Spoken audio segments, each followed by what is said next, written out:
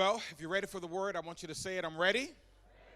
I want you to grab your copy of God's word, and I want you to meet me back where we were on the last week, Philippians chapter number 2. If you were not with us on last week, on site or online, I would encourage you to go and check out what's online by way of replay. It'll benefit you. It's the foundation of what we're doing for this entire month, the foundation that I laid relative to where we are, where we're headed. Philippians chapter number 2.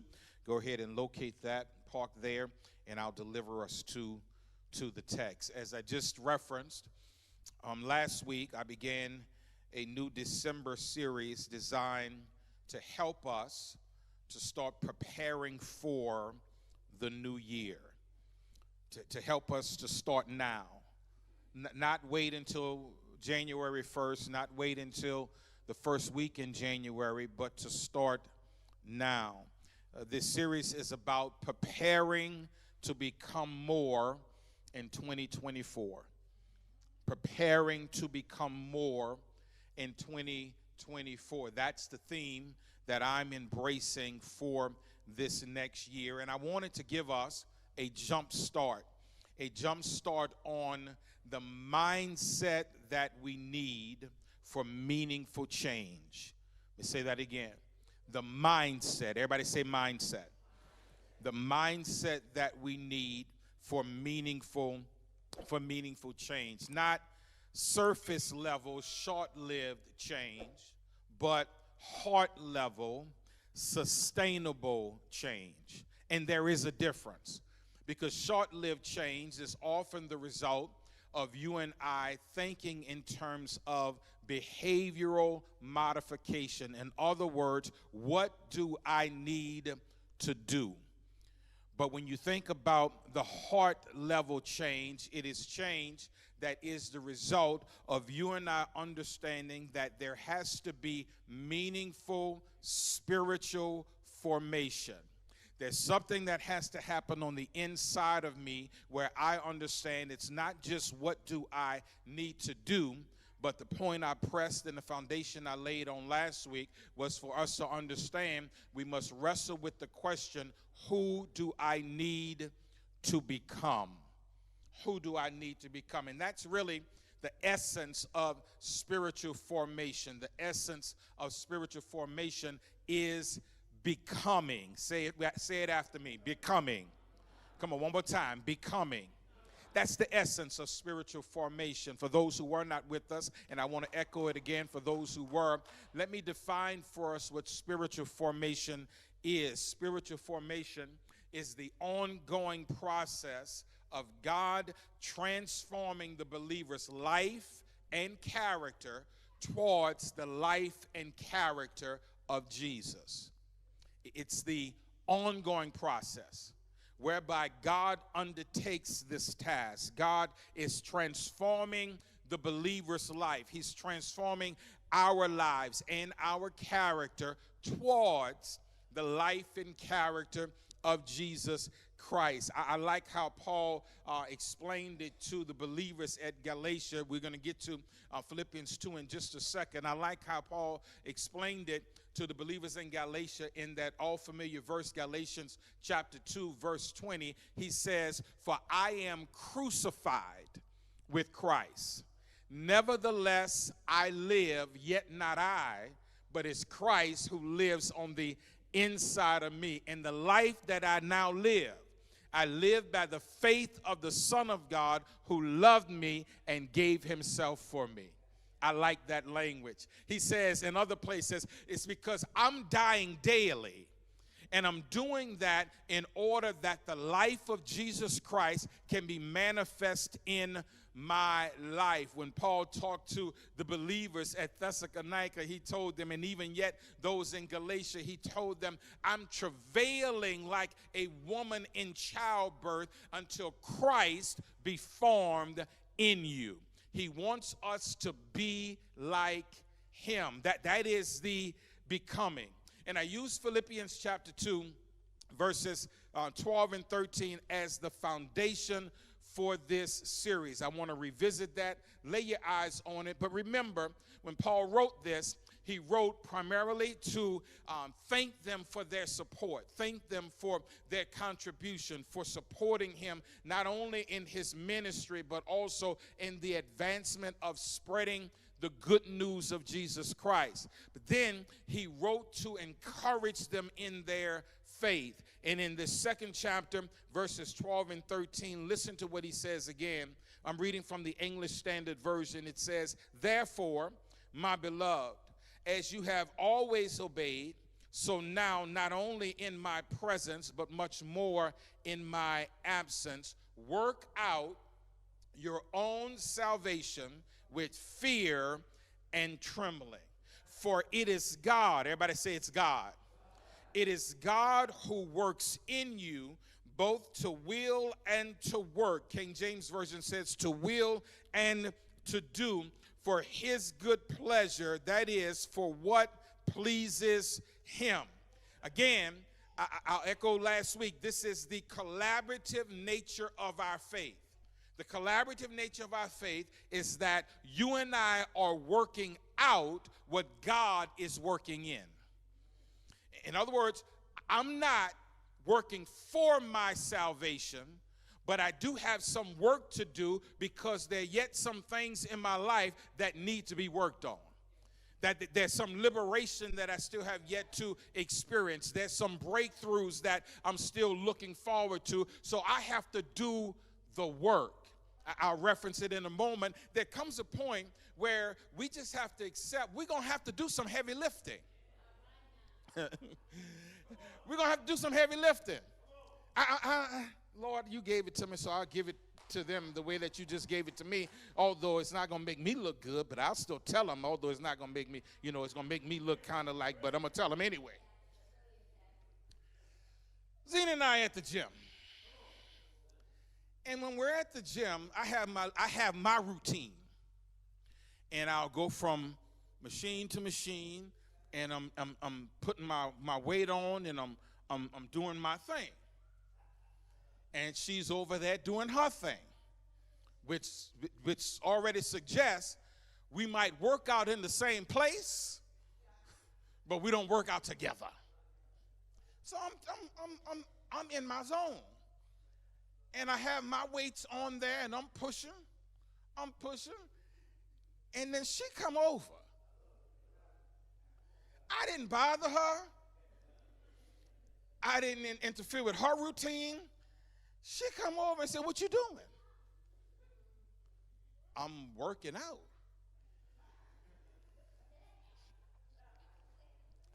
And she looks at the amount of weight that I'm lifting.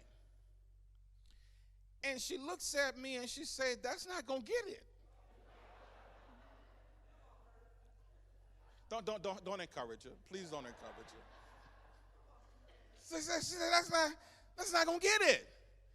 She said, you need to put more weight on there. She said, because it just looks like you're not doing.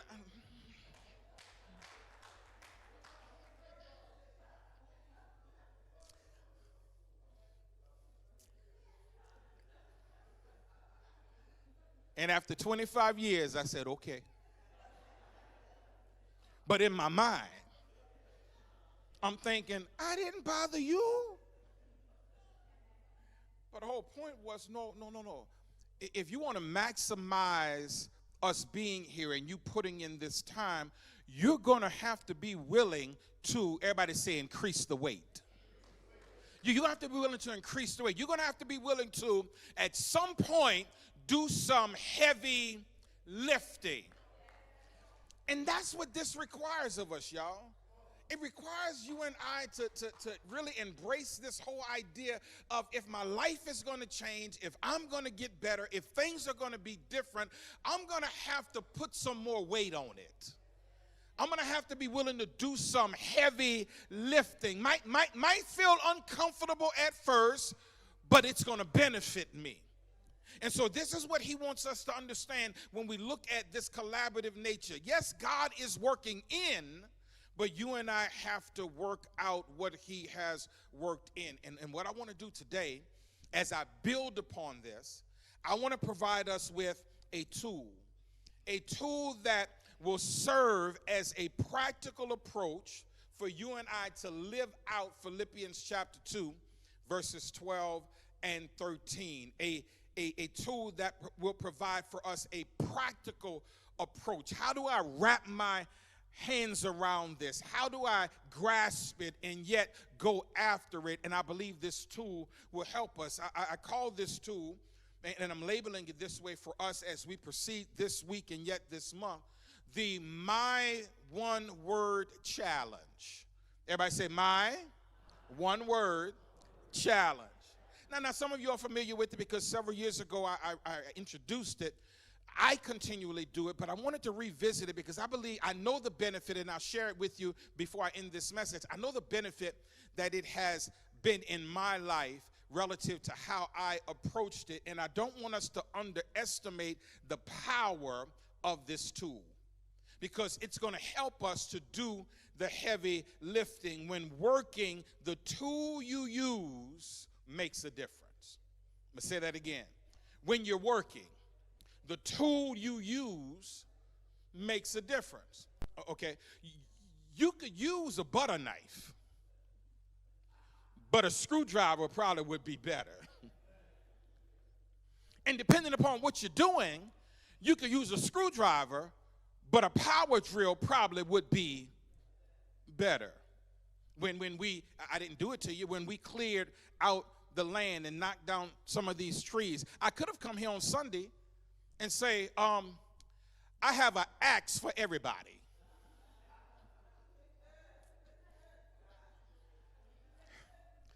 Pick yours up at the door, and we're going to go out and we're going to take down some trees. Now, the axe would work, but somebody would say, Pastor, we need I think a chainsaw would be better. But if you ever saw some of these trees, some of them, the base of them, you couldn't even get your arms around. An axe would have worked. A chainsaw would have been better. But oh no, sometimes you need a dozer. You need a bulldozer for that. Because here it is. When you're working, the tool you use can make all the difference in the world. And I'm sharing this with you today because I want you to be able to utilize this tool that I believe supports and yet closely aligns with this whole concept of spiritual formation. It's going to allow us to give the intentional focus on one word over the course of the year or over this extended period of time so that we can use it as a lens through which to view our becoming more journey. Stay with me, it's going to make sense. It's the lens that we use in order that you and I can do what we need to do and yet become who we need to become as we take this journey. So I'm titling this teaching today, Doing Something About One Thing Instead of Nothing About Everything. Doing something about one thing. Doing something with one thing as opposed to doing nothing about everything, because here's what will be easy. What will be easy is for all of us to take time and make a long list of all that we want to change next year, and the reality is we can make that list and do nothing with it. But I'm confident that even once the list is made, whether a physical list, mental list, what have you, once it's made, once we start becoming who we need to become, you will find yourself checking things off the list because now you're becoming the person who does the thing so you can have what you desire to have. And so I need us to really wrap our minds around this, that we have to be willing to do something with one thing. Give God what he's going to use in order to develop our lives. I can sum this teaching up in this statement, and listen carefully. As we focus on our word over this extended period of time, over the course of the year, here's what we do. We position ourselves for God to form our character in a deep and sustainable way. Let me give it to you again. We position ourselves for God to do in us what he wants to do in us in order that he can be pleased with us. We position ourselves. I like to think of it this way. I'm positioning myself on God's operating table and giving him permission as the chief surgeon to cut me open and operate on whatever he wants to operate on. And when he does that, the same God who cuts is the same God who heals. Oh, don't miss that. The same God who cuts is the same God who heals, because it's not going to feel good sometimes. It's not going to feel comfortable. It's going to get tight. It's going to get hard. But if God is the one that's doing the operating, I got to trust that God is going to cut where he needs to cut and how he needs to cut in order that's going to be most beneficial to me. But after cutting me, he's going to sew me back up, and he's going to start the healing process in my life. And so that's where, listen, that's where we position ourselves, because remember this statement for the rest of your life: change is possible, but focus is required. Okay. Say it after me. Say, change is possible, but focus is required. Yeah, change is possible. It's possible, but it's going to require some focus. And there's a Hebrew word that captures this concept, and the Hebrew word is kavanah. And the word kavanah, here's what it means. It means directed intention. Directed intention. It's where we think of and how we think of focus, but it is directed intention. And I believe that Proverbs chapter 4, verse number 25 provides valuable wisdom in this regard. I want you to lay your eyes on it. Proverbs chapter number 4, verse number 25 from the Amplified Bible Classic Edition. Rob, can we put that up? Proverbs chapter 4, verse number 25. Listen to what it says. It says, "Let your eyes look right on with fixed purpose, and let your gaze be straight before you." And I just like reading the International Children's Bible. Here's what it says. Keep your eyes, everybody say focused. Keep your eyes focused on what is right. Keep looking straight ahead to what is good. Man, when you really take this in, where he's saying, let your eyes look right on with a fixed purpose. Let your eyes be focused on what is right. Let's talk life for just one moment, because I want to tell you what you can expect in 2024. I want to tell you what you can expect next year. And the reason why I know you can expect it next year is because it happens every year.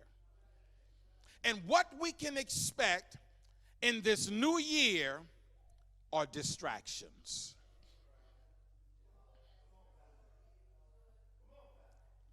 Distractions. And when you think about distractions, here's what I want you to hear. They are those unexpected, those unplanned situations that can divert your attention away from your set intention. They can divert your attention away from your set intention. I know you set your intention that here's what it's going to be, but then distractions come. Stuff happens. People happen. That can tend to divert your attention and your focus away from the set intention. And here's what it does. It disrupts the progress of becoming. When I allow myself to get distracted. And if this proverb, if it does anything, it highlights the importance, listen carefully, of staying on course and avoiding distractions. That's what is going to be required, because when you talk about changing on a heart level, it's not always an easy thing. Here's why. Because you're used to being how you've been being. You're used to showing up how you've been showing up. But I've always believed this with all my heart, that when I change and I start showing up differently, then how people deal with me will have to change. Well, Pastor, you don't know my people. No. We ain't gonna put that much weight there. Because I believe this, that when you change on a heart level, now you're going to say, I know not only who I need to be, I also know what I'm accepting in my life. And now everybody can't come to you and step at you the same way because you're not the same. Now they're going to try. They're going to push buttons. They're going to pull chains. They're going to try to get on a nerve or get under your skin. They're going to do all that. But you get to decide your response to that. In the moment that people start realizing that that does not work with you anymore, now here it is. Either one, they got to come a different way or don't come at all.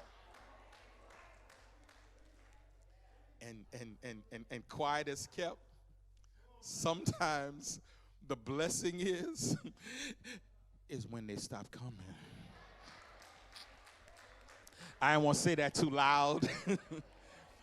It's when they stop coming.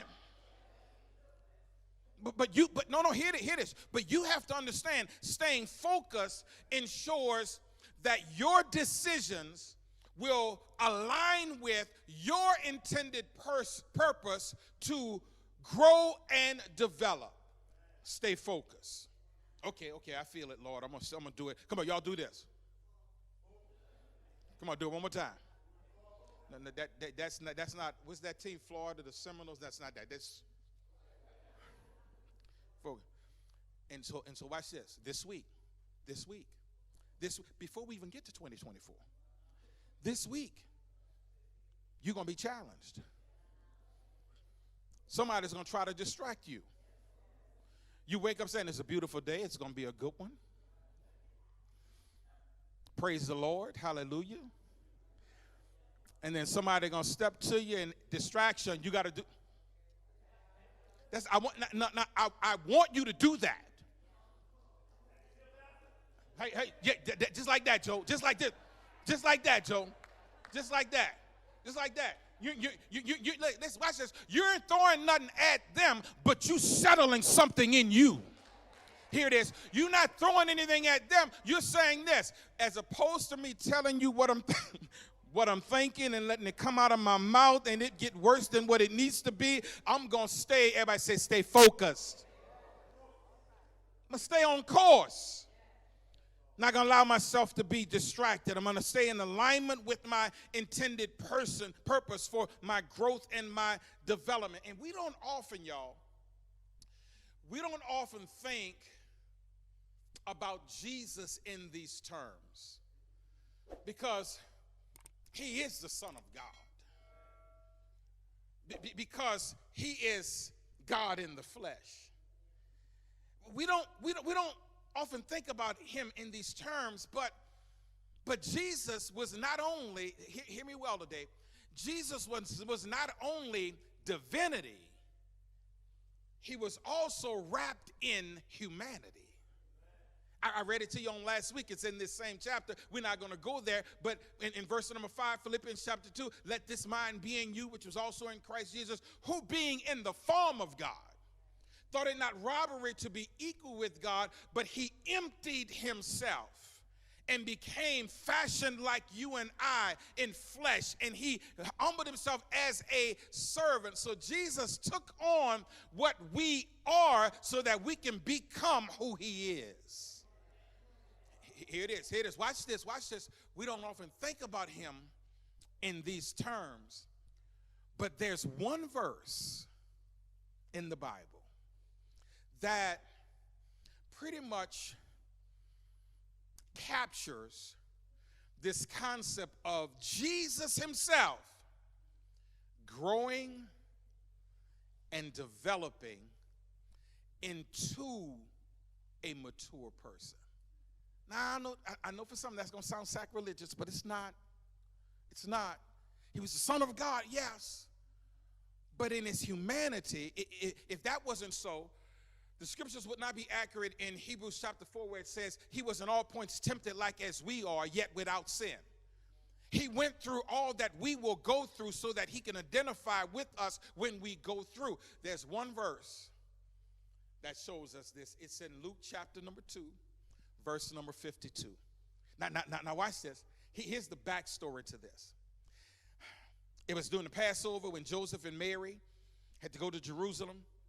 And when they went to Jerusalem, their caravan went. And when it was time to leave, they all packed up, and now they were leaving to go back. But Jesus wasn't in the group. Jesus did not go with the caravan, but they had already started their journey, and they were on their way, and they discovered that Jesus wasn't with them. They doubled back. Wasn't just a quick turnaround. They doubled back for a couple of days to go now back to where they were because they were traveling. And once they get there, here's where they found him. They found him in the temple, in the synagogue. They found him there dialoguing with those who were knowledgeable, talking about the scriptures, the scribes. And in fact, he was dialoguing with them. And then when Mary and Joseph approached him, They probably had a moment, like we would. Boy, why weren't you? We were frantic. We were looking for you. What? And then here's what Jesus told them. My translation. Why are y'all tripping? Now he was 12. Anybody have a 12-year-old or thereabout? So y'all know that's probably what he said. Come on now.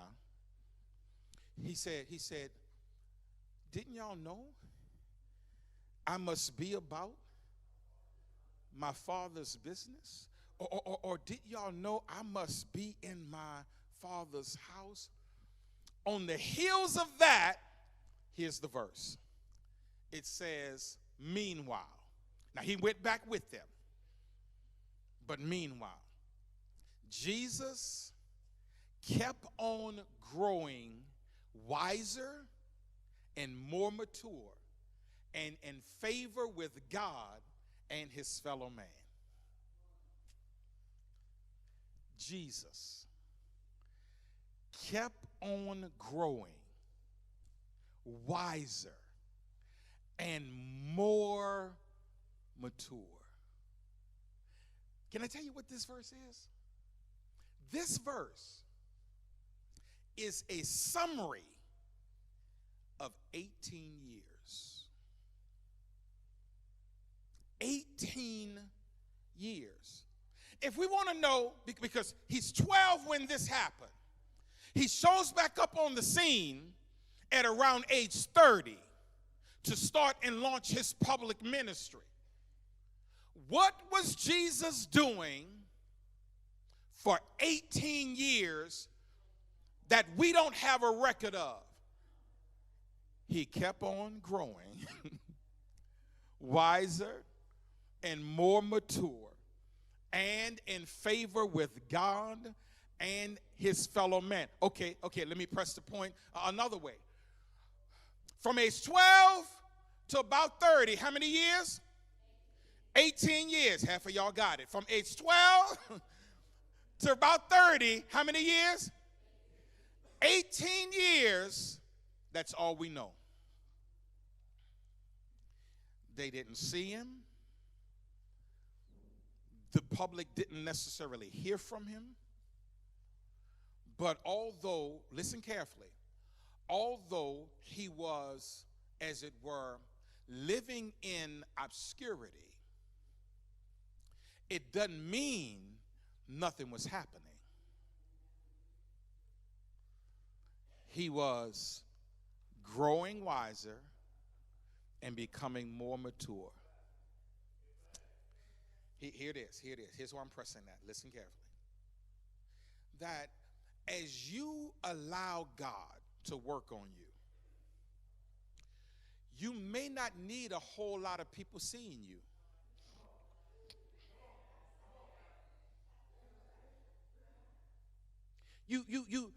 You may need to spend some time in obscurity. You might not be attending everything. You might not be showing up for everything. But just because they don't see you doesn't mean nothing's happening with you. Fact about it, if I can press it today, sometimes they will even label you, oh, you acting funny.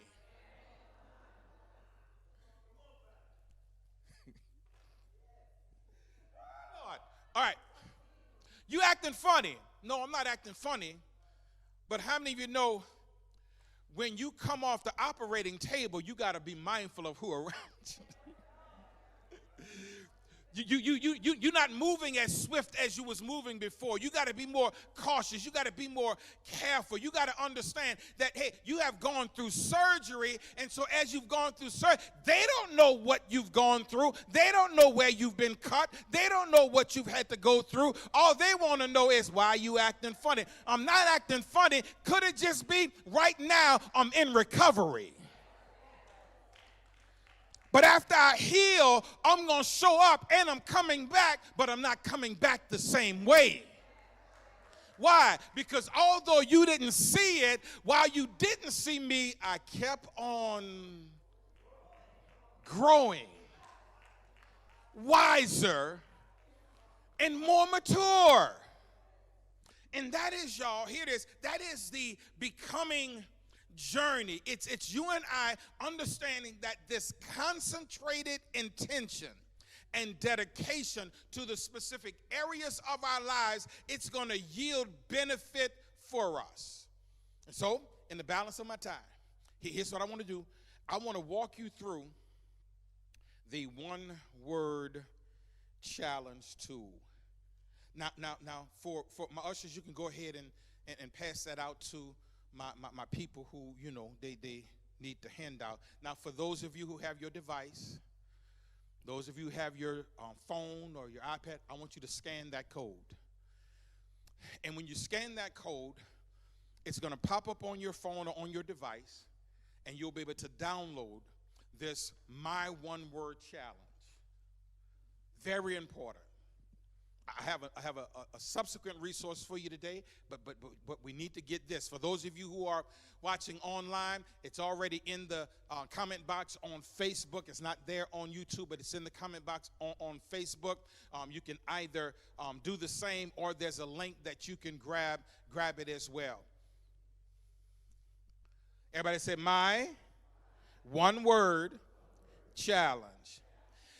And here's what it is.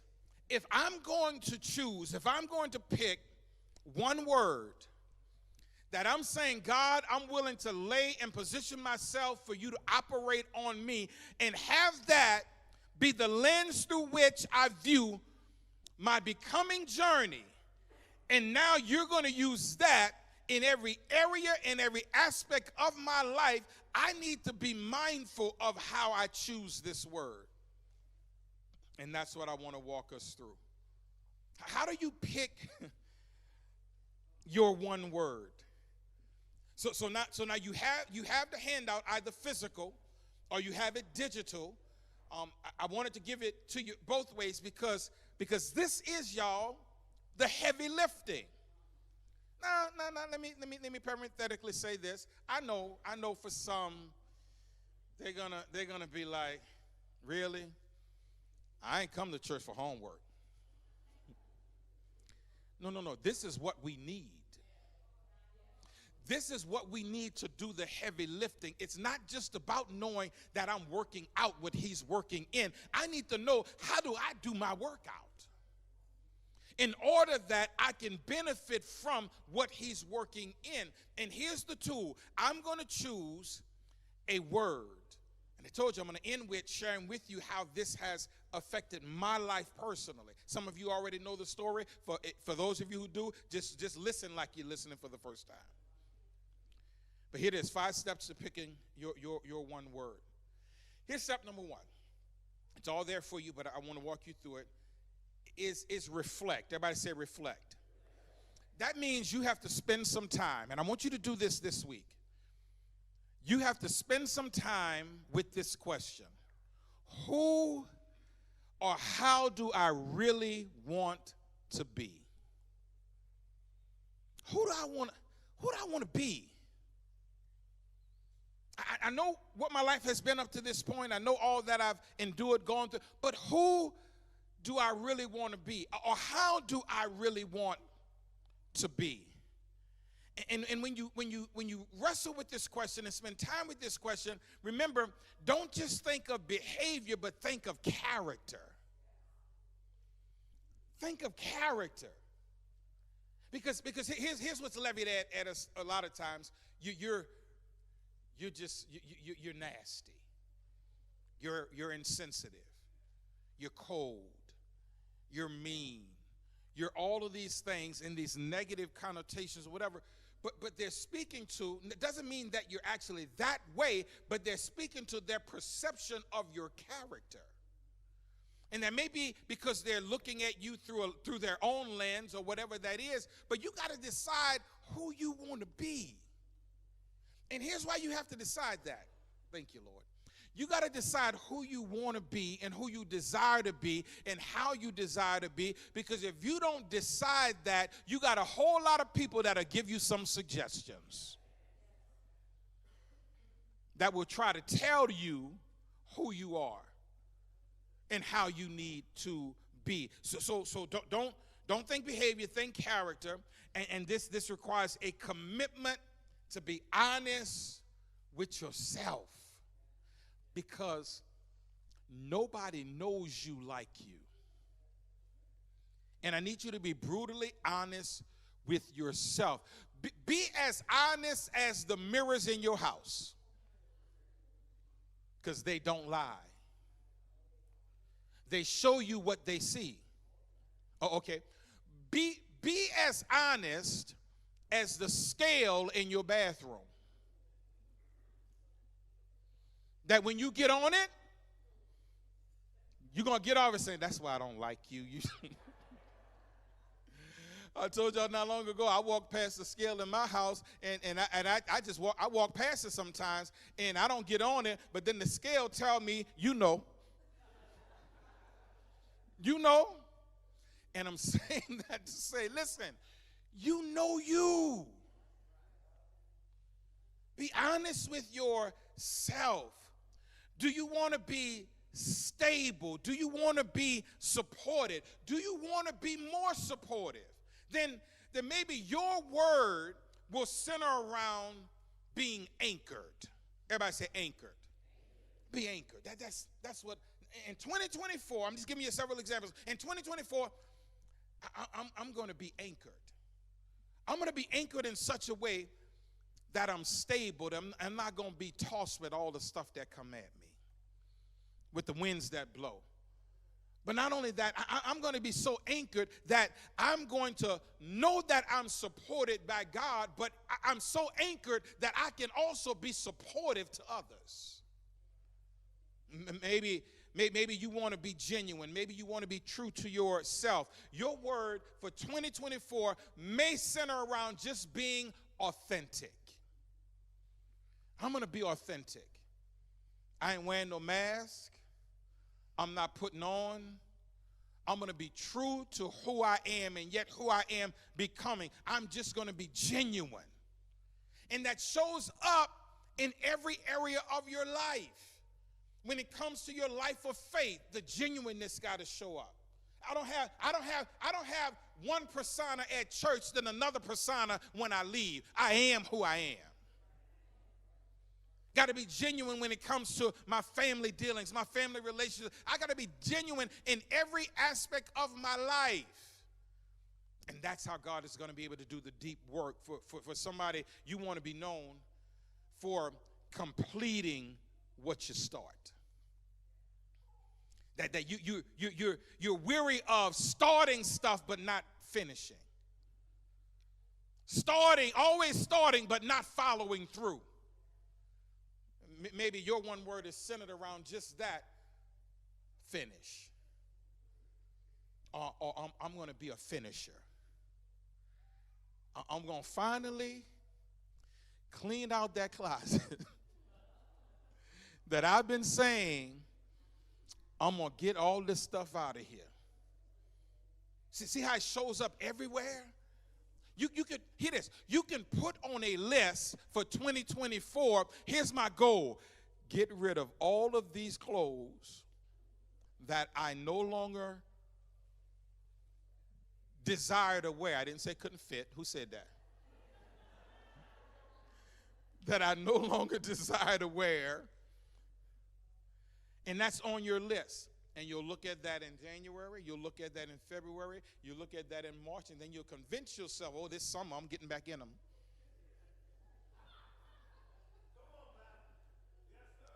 I know it's out of style, but I'm going to coordinate.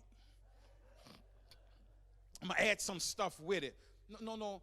And you'll be already at the end of the year with that closet the way that it is. But what if you go into it saying, you know what, no, I said I'm a finisher. I said, whatever I'm starting, I'm going to finish. And so if I got to get rid of one outfit a week, I'm going to finish this. For those of you who are advancing your career or advancing your education, you might be one course away from finishing. Finish. Well, I just don't have the time. Finish. Do it online. Finish. Or watch this. Here's what's amazing.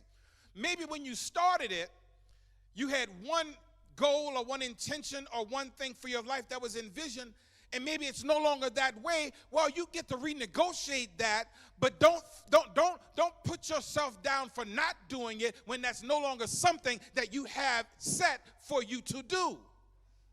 Because it will keep looking at you and keep talking to you, and now you're gonna feel bad about it. No, I'm a finisher. So whatever your word becomes, here's what I need you to do. I need you to reflect on who or how do you want to be. Here's step number 2. Here's where again, everybody say heavy lifting. I need you to record. You mean write? Yeah. I need you to choose 10 words.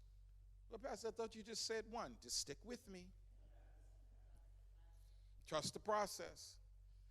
I want you to choose 10 words. Determine the kind of character required, and this is key.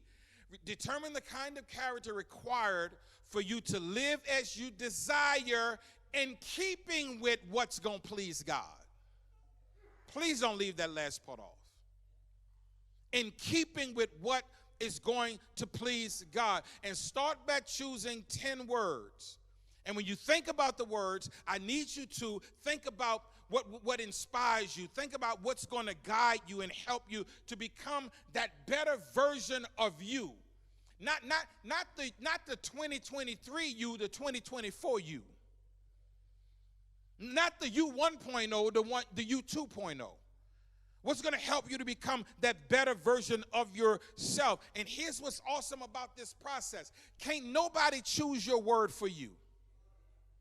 Not my married couples. I know y'all got suggestions. Pastor, this is what his word really need to be. Pastor, she don't want to listen to me, but her word you don't get to choose her word. He doesn't get to choose your word. Your friends don't get to choose your word. This is personal. Why? Because God is doing something in you, and God has a change agenda for your life based upon the season you're in. And don't abdicate that to anybody. Don't give anybody that much power. No, you get to do this work. And you decide after going through this process, no, here's what it's going to look like. I'm going to be different. I'm becoming, I'm growing in keeping with who God wants me to be. Now, here's what you need to know. There's no wrong way to do this. If you get stuck, and here's the second resource I have for you, second tool I have for you. If you get stuck and say, Pastor, well, I got two. I got three in the possible, but I'm stuck. I have another resource for you. Put the other QR code up. I didn't print this out because you got to print this out and download it yourself. And not even download it, but you need to reference it yourself. I put together this My One Word Challenge list. And inside of here are 200 words. Not just the words, but what they speak to if you choose them, how you define them. And everybody say, he's serious. Come on, say it again, he's serious. Because I want us to get it. 200 words. And what you're going to do, you can come up with your own 10. You will probably find your 10 in this list. But you're going to look at this and you're going to say, yeah. And here's how you're going to do that. You're going to go through this, and you're going to come up with them, those that inspire you. You're going to pick the words either of your own choosing or from this list. And then after you get the 10, after you record the 10, now you're going to reduce it. You're going to reduce it to 3. To 3. You're going to look over the list, and I want you to, and this is important, I want you to mark off all but 3. Not marking off the wrong ones. I want you to mark off the ones that resonate with you the least. That's important. The ones that resonate with you the least. You've recorded 10 of how you want to be, the character. But then now you're going to go through it and you're going to mark off 7 of them that, yeah, I know this is important, but that one doesn't resonate with me as much as this one, or as much as, and you're going to reduce it to 3. And don't worry about whether you really need to work on that, because all of them are part of your development. But we're saying, God, I'm giving you this by way of positioning myself so you can do it. And watch this, quiet is kept. Once God starts operating, God will see some other stuff that's in there. Well, I'm gonna handle this while I'm in there. Or I'm gonna fix this while I got you on the table. And then when post-op, when the doctor comes see you, say, "Oh, surgery went well, everything went good, and I know we planned on doing this, but while we were operating, I noticed this, so I went ahead and took care of that." Thank you, Doc. But here's God. God will always see more than we see. And so here it is. I'm going to reduce it to the 3, and then step 4. I'm going to review. Everybody say review. Once you have your short list, in these 200, I give you the description. I give you the definition. If your 200 are not on here, no problem. Just follow the same model. Write what this one word means to you. What would this mean for you to have this as your word? And then look it up in the dictionary. Define it. Pull out a thesaurus and find out other synonyms for it. You might discover a word that resonates more. But here's what you're going to do. You're going to review the list, and you're going to, after reviewing it, you're going to select one word. After you review it, after you write all that down, the last step is to resolve. Everybody say resolve. And this is where you choose the one word. Of the three, you're going to reduce it to one. Now, you might worry about, again, as I said, getting the exact right word. No. Don't stress yourself out over that. You got to trust that your God is bigger and your God knows. And he will use the way in to help you to come out. So you're going to resolve. You're going to pick your one word. And it is through this process that once you do it, you're going to actually get to the place where now God starts to show you in light of what has resonated with you and in light of what he wants to do with you. Because remember, God is working in you. Everybody say that. God is working in me. That's the you don't like homework, that's the heart work for this week. For you to go through this process. And again, my feeling, I work, I labor, I do put all this stuff together. I cook.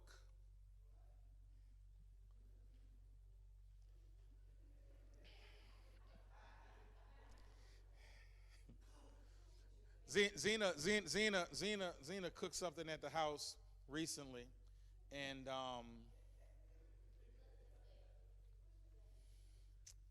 she cooked and she left, and then me and Supreme went out, and Supreme said, "Papa, I'm hungry." Everybody say, "Now, a good papa." Come on, say it. A good papa. A good papa would have said, your grandmother cooked, and you're going to eat what she cooked. I wasn't a good papa. I said, what you want? He said, I want a burger from Sonic. I'm like, okay. So we went and got the burger from Sonic. And we went home, and we're at the house and set him up at the table. He's eating, and so I'm watching him. He's eating. He's playing with his game. He's eating. He's watching something on TV, and I'm over there saying, "Bro, you need to get rid of that before your mom. you need to hurry up. Good papa, hurry up." Because I should have never given him that option. He working on me, y'all. He working on me. But watch this. Here's why I said that, and here's why I wanted you to hear that. Because you can say, although Pastor cooked this, I don't feel like eating it. Okay. Go get you a Happy Meal. Go get you a Happy Meal. Go online and search for something that's just going to make you feel good, but it's not going to give you what you need to be good. And guess what? I just have to be okay with that. And here's what I know. I'll take what I cooked home because leftovers always taste good the next day. And I'll be at my house on tomorrow saying, "Pastor, you did good. That Pastor, you so happy. Oh, good. Preach, Pastor. Teach, Pastor." Because watch this. Here it is. This is what will work for us even when it doesn't feel good to us. Because it makes us look at us. I'm done. Here it is. I need us to believe that God is actively working in our lives for our good. And that when we partner with him, you and I are able, through this ongoing process of sanctification, this ongoing process of him not giving up on me, this ongoing process, he's going to make me into who I need to be that's going to please him. If we don't cooperate with God's transformation process, I'm confident in saying this, we will continue the struggle with the same attitudes.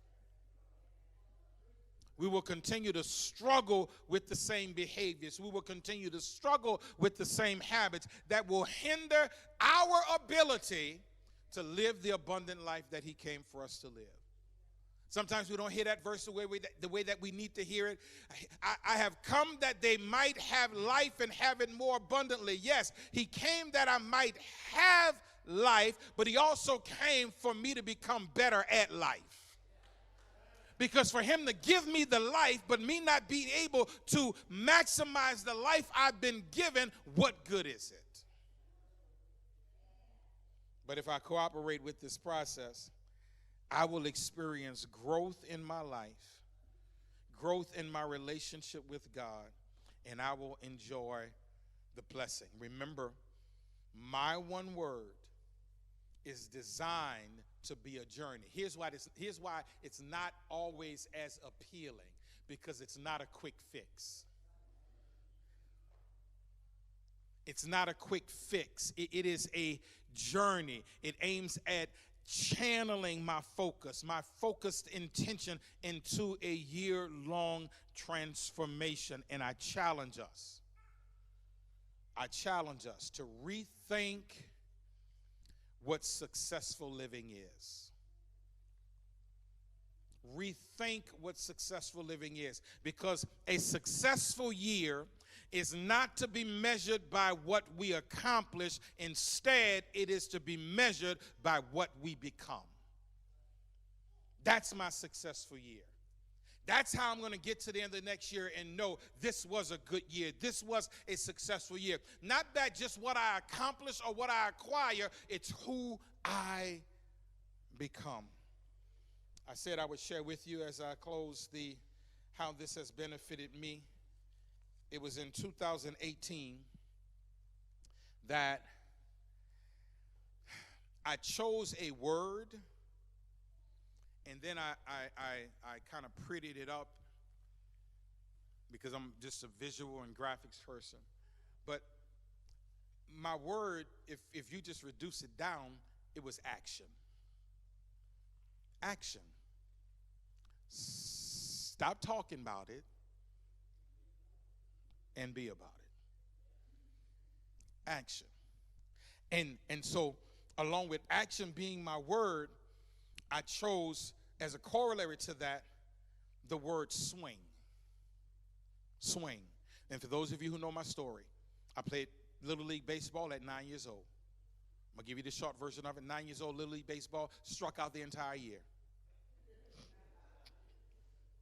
Struck out the entire year. But the only reason why I struck out the entire year is because I stood up there at that plate with a pretty stance, but I refused to swing. I refused to swing. Not that I couldn't swing, I refused to swing. And I refused to swing because I didn't want them laughing at me when I missed. And by the end of the season, they were already laughing at me, because they were already saying, he ain't gonna swing. He ain't swung all year. Why this game gonna be any different?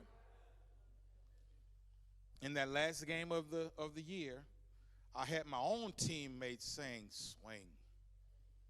Please swing. And I walked up there to the plate, stood there, got in my pretty stance, like Harmonies were down there taking pictures. Harmony, I had a pretty pose. And they actually took pictures of me.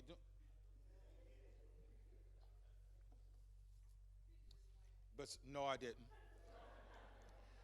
But here's what I'm telling you. Oh, Jesus. Sometimes we got to stop posing. Sometimes we got to stop stunting. Sometimes we got to stop worrying about just looking good. And they started laughing at me anyway. So in 2018, I revisited that 9-year-old boy. And I said, this year, I want to become someone who takes action. Opportunities that come my way, I'm going to swing.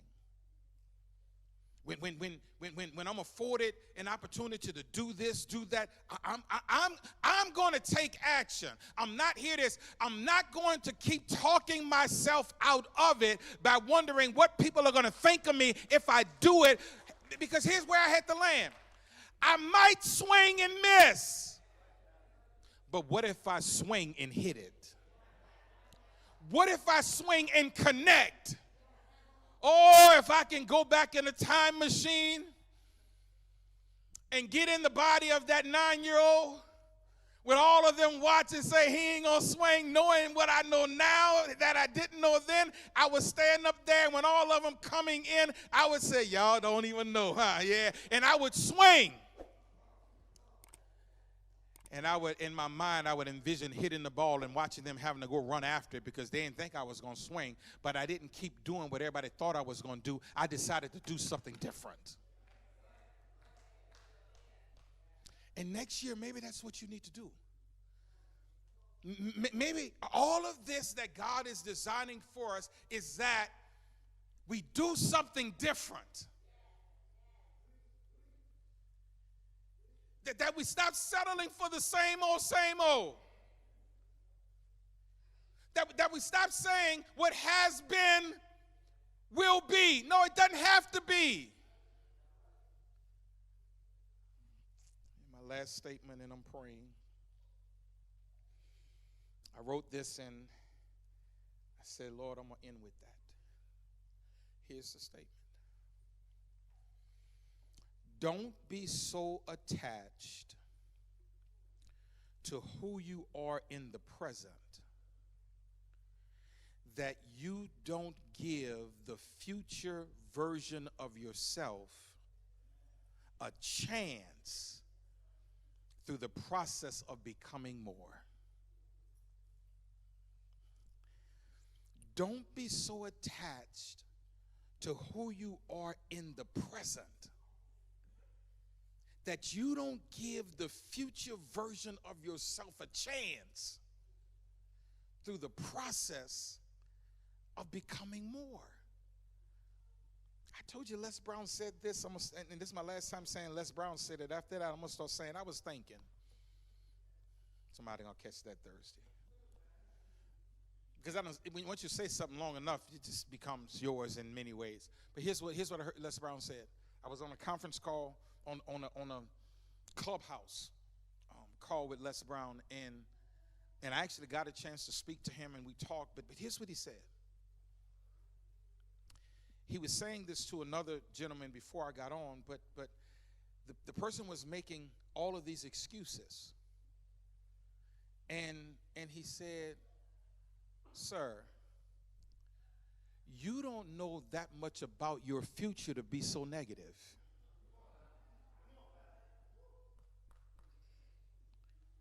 He was saying it to him, but I heard it. You know, somebody can be saying to somebody else, and you're like, ooh, ooh, I felt that. You don't know that much about your future to be so negative. And don't let who you are in the present rob you of who you could be if you embrace the process of becoming. Every head bow.